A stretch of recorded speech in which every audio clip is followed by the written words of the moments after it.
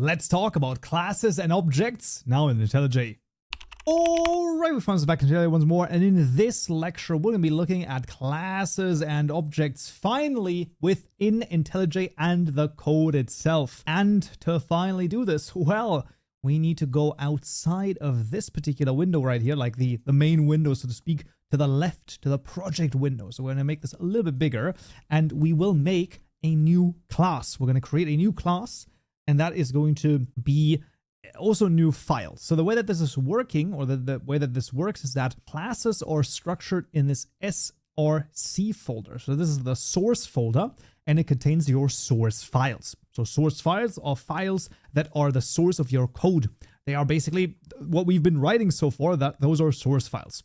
Now, what happens is that usually you have one source file for one class. That's the very basic sort of view on this. Now, while you can have multiple classes in one file, and while you can have classes within classes, usually you want to keep it separated. There are exceptions to this, but for the time being, we're going to keep it like that. Now, inside of the src or source folder, we can make a structure of certain folders, which are called packages. Now, these packages we've actually seen before, because those were the things that we've imported when we needed, for example, the scanner. Now, just to have this out of the way, we're going to actually make it so that all of our stuff is going to be created in a package. For this, there are sort of two things we need to do. Number one, because your IntelliJ is likely set up in a slightly different way. In the project view right here, if this is not under project, you can change it to project, very importantly. So at the top over here, project, we want to go to the three dots right here to the options. We want to go to appearance and make sure that both flatten modules as well as flatten packages and compact middle packages is turned off. So all of those should be turned off over here. You can basically see how the appearance looks like for me. To make the reason I want to have this is just so that it looks exactly the same for you as it does for me. That's literally the reason why I want to do this. Otherwise, you could, of course, keep it, but then there might be slight differences.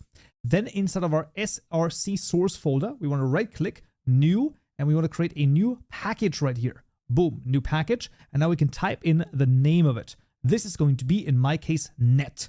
Now, why is this going to be net? This is sort of the end of a URL, right? So if your URL, let's say you have the johnmax.com, let's say, right? johnmax.com is your URL. Then you could put in com.johnmax. That's the way that the package structure works.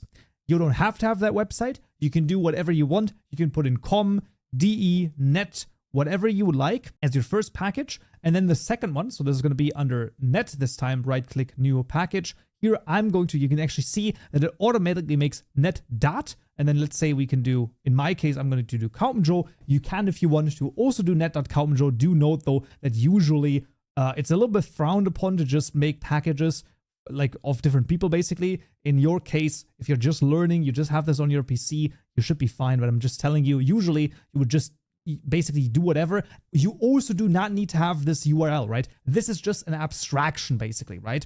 So just keep that in mind. But yeah, now we have net Kaupenjoe right here, and now I can create in that package a new file, in this case a new class. So package structure can become quite important, because as you have more and more different classes and objects and all of that, those sort of things, it's gonna get messy basically. Now in this case, in my net Kaupenjoe package, I'm going to right click. I'm going to make a new Java class. I'm going to click on this, and once again here, I can put in a name right here. So in this case, this is going to be the dog class.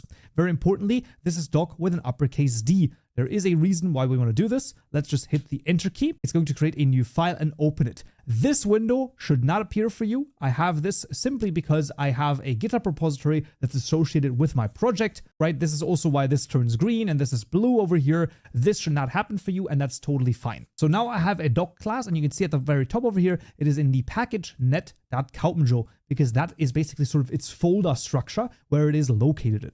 Very interesting indeed. As per usual, of course, the code will be available to you down below. Do note that if you copy over the dog class and your package name differs, if you copy it over with my package name, let's say, for example, we had this before, right? You are com.johnmax, right? Just for the sake of argument, you can see if this over here doesn't match with the folder structure that is contained in, you will get an underline and an error, but you can fix it if you were to hover over this. Either you can just change the package to the actual package that you're contained in, or via more actions, you can even create those. So you can see you can either move this particular file to the package that it wants to be in, or we can set the name right here inside of the file to the package that is already contained in. We're going to do that.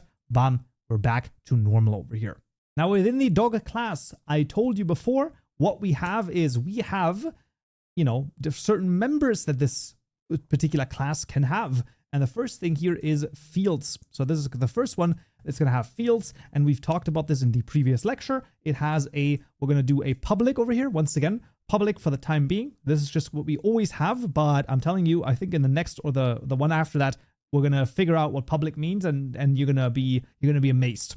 We're going to have a public string. This is going to be our picture, right? So this is the picture of the dog. We're going to have a public string name. And we're going to have a public int age. Now, what you will find here is that these particular fields are written inside of the class. They're not written inside of any method. That's correct, because these are the fields of the dog class. All right, interesting. Now, how do we create a new dog, right? Because of course, we want to make a new dog. You're absolutely right. Now, we could already do this by literally just making a new dog and calling it, I'm making a new dog. Okay, however, there is one thing that's a little bit of an issue. How do we define the picture, the name, and the age right here? So if we were to go into main over here and we say dog, right? You can see it suggests this dog class to us. We hit the tab key to autocomplete and it will import it for us. Awesome. Let's say this is Benji right here and we're going to make a new dog. Okay, sure. Well, now okay, but like how old is Benji? This doesn't make any sense. Indeed. So when we call the new keyword over here for a custom data type, like a custom class in this case, what happens is that we are calling what is called a constructor, right? Constructor. This is another one of those vocabulary that's very important. So a constructor is basically the method, right? Very high level over here, the method to create a new instance of in this case, a dog object, right? So we're creating a new instance of the dog via the constructor. Now, per default, it doesn't matter what class you have, whether or not it has anything written inside of it, it will always have this, which is called the default constructor. So the default constructor looks like this. If you want to write it out, it looks like this is a public dog, parentheses, and there you go. This is what we call the default constructor. And this is always contained in every class. You don't have to explicitly write it out. You can though, because now inside we could in theory do something every time a new instance of a dog is created. Maybe we want to do that. Now in this case, we actually don't. We're just going to keep it here though, because it doesn't, like I said, this is generated whether or not we want to. However, we actually don't want really the dog to be created without specifying the picture, the name, and the age, right? Because listen, all of those dogs have to have these fields filled in, otherwise it's not going to work. So what we need to do here is we can say, you know what? Okay, then I'm going to comment this out actually. So we're going to say comment and comment. I'm going to keep it so that you know how the default constructor looks like. Now it still works right here. However, if we don't explicitly write it in and we make a new constructor, so for example, a public dog once again, and now this is a normal method. What do we learn about methods? They can contain parameters. So in this dog constructor, we're now going to add a string picture and a string name and an integer age. And inside of it, inside of the constructor, we're going to assign the parameter values to our fields over here. So we're going to say this.picture. This then, you can see this is an F standing for field because we're targeting the picture field equal to picture. And you can see this says a P right here. And the P means that it is a parameter. Very important. Equal to picture. You can also see that the field turns violet right here while the picture remains white in this case. Very important. This is why we need to use the this keyword because that refers to the instance that was just created, like the dog that we're just creating, and we're setting the dog that we're just creating, that dog's picture, we're setting to the picture that we've passed in via the parameter. Then we say this.name is equal to name. So once again, this is the name field equal to the name parameter. And finally, this.age equal age. So the age field equal to the age parameter. If I now go back to the main class, you can see I'm getting an error because, well, if we hover over this, it says that, let's see right here, expected 3 arguments but found 0 because the constructor of the dog needs 2 strings and an integer over here to be created. So now we have benji.png and the name is going to be Benji and the age is going to be 11. And all of a sudden you can see, bada bing, bada boom, we've created a new dog and it all freaking works. Beautiful. Let's say I want to create a second dog. I want to make a dog and we're going to call this Jeremy. Equal to a new dog right here. And we're going to have jeremy.jpg, let's say. And then the name is obviously going to be Jeremy. And the age is going to be 7 in this case. There you go. Now I've created 2 different instances of the dog class, Benji and Jeremy. And we can now ask, let's say, questions about this, or we can call the fields, right? So let's say we do s out over here, Benji h, and then what is the sort of thing that we want to add over here? Well, we're going to call the Benji variable, right? So this is the dog over here, Benji dot age. Boom. So now we can call from this particular instance of the object, right? So we can call from this object right here, the instance of the dog class, the age field. Right, so we are accessing the age of Benji that we've defined right here. Let's duplicate this line, and we're going to say the same thing for Jeremy.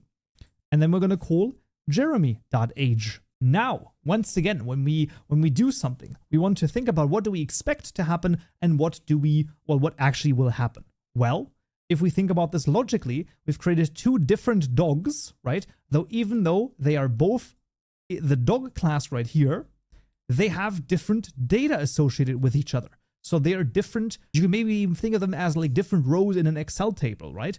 You know, if whatever sort of way of conceptualizing makes sense to you, there are different instances right here. So the 2 different objects. So that means the Benji age should be 11 and the Jeremy age should be 7.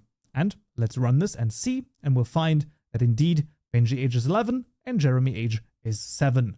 Awesome. Now, what can we do? What else can we do? Well, how about we go into the dog class and, like I said, members do not always have to be fields. There can also be methods, right? And now we're going to supercharge this because let's say we have a public void. So this is going to be a method which doesn't return anything. Also note that I'm not using the static keyword. There is a reason for it, and we'll learn about this in a coming lecture. Literally like around the corner, I promise you, you're going to understand why that is the case.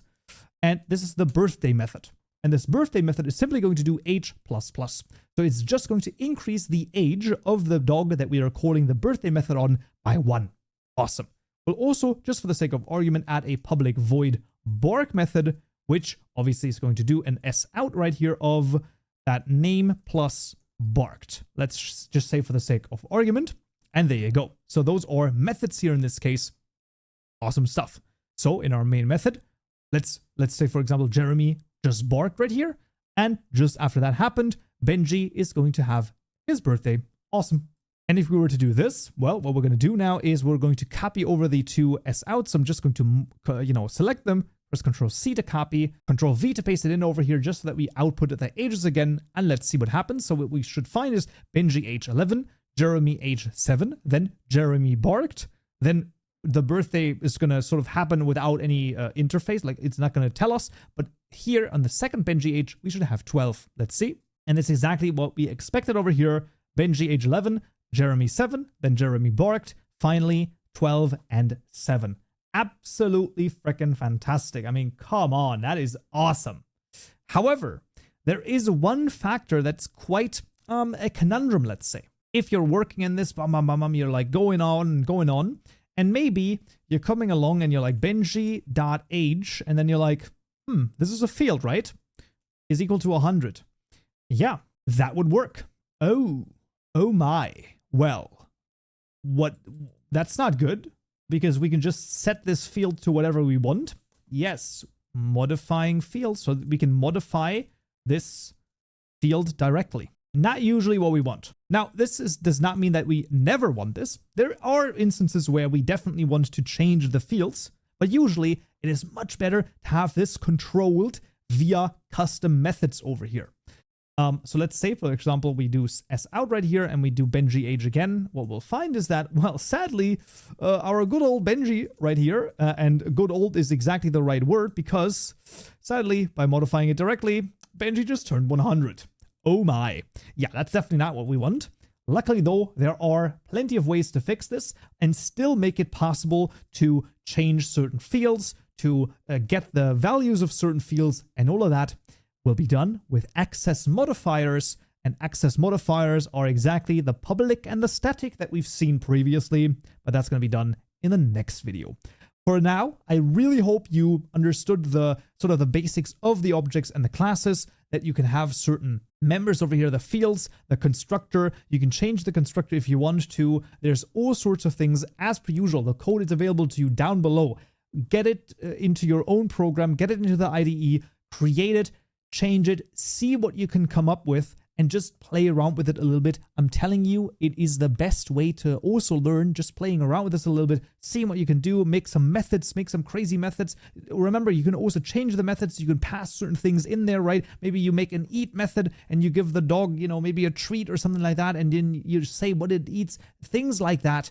You like, really, it's also your creativity that's sort of a few bounds in this case. Like, I always think that programming isn't just pure logic, at least in my opinion. There is some amount of sort of creativity that's invoked in this as well, in my opinion, at least, like I said. Regardless of that, though, I really hope you found this useful and you learned something new. Please feel free to leave a comment below over here for some feedback if this was interesting to you, if you learned this, if you understood this finally, or if there was something unclear. I'm always happy to, you know, help out over here and maybe clarify a couple of things if there was something unclear. But yeah, that's going to be it for this one right here. Until next time. So, yeah.